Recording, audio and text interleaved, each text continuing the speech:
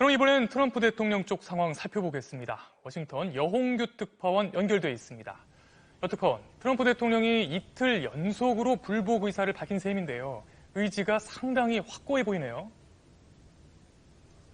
네, 트럼프 대통령은 대선 사흘 뒤인 금요일엔 공개적으로 모습을 드러내진 않았습니다. 대신에 트위터에 수시로 글을 올리면서 선거가 조작됐다는 주장을 이어갔습니다. 바이든 후보에 대해선 부당하게 대통령직을 주장해선 안 된다. 나도 그런 주장을 할 수 있다. 법적 절차가 이제 막 시작됐다고 말했습니다. 바이든 후보가 조만간 승리 선언을 할 것으로 전망되는 가운데 소송전이 본격화되면 선거 결과가 한참 뒤에 나올 테니까 승리 선언 같은 거 할 생각하지 말라. 이렇게 사전에 견제하려는 의도로 보입니다. 트럼프 대통령은 또 성명을 내고 나라와 국민을 위한 싸움을 결코 포기하지 않을 거라고 밝혔습니다. 이미 패색이 짙어졌지만 패배를 인정하지 않는 것은 물론이고 앞으로 모든 법적 수단을 동원해서 끝까지 가보겠다는 그런 의지를 거듭 확인한 겁니다. 이렇게 패색이 짙어지면서 백악관과 선거 캠프 내에서 이미 균열이 시작됐다. 이런 보도도 나오지 않았습니까?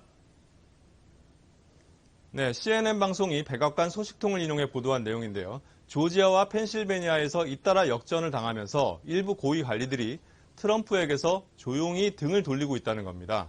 한 핵심 참모는 트럼프 대통령이 전날 백악관 기자회견에서 거짓 주장을 쏟아낼 때 백악관과 캠프 관계자들이 고개를 절레절레 흔들었다 이렇게 전했고요.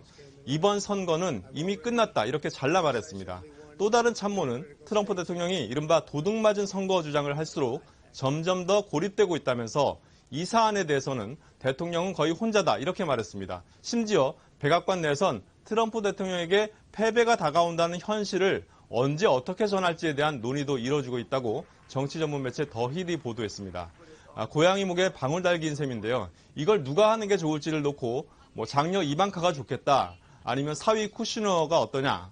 멜라니아 여사가 더 낫지 않겠냐. 미치 매코널 상원 원내대표가 적합하다. 이렇게 여러 명의 이름이 거론되고 있다고 합니다. 그런데 상당히 이례적인 소식도 전해졌어요. 트럼프 대통령이 대선 불복을 선언하자마자 고위 관리 한 명을 기습적으로 경질했다면서요. 네, 그렇습니다. 트럼프 대통령은 보니 글릭 국제개발처 부처장을 전격 해임했습니다. 대선 직후. 그것도 결과가 확정되기도 전에 고위 관리를 해임하는 건 이례적인데요. 미국 언론들은 이번 인사가 트럼프 대통령의 불복 전략과 맞물려 있는 것으로 해석했습니다. 워싱턴 포스트는 대선 후 숙청이 시작됐다면서 충성도가 부족하다고 판단되는 고위 관리들에 대한 첫 번째 축출 작업이라고 평가했습니다.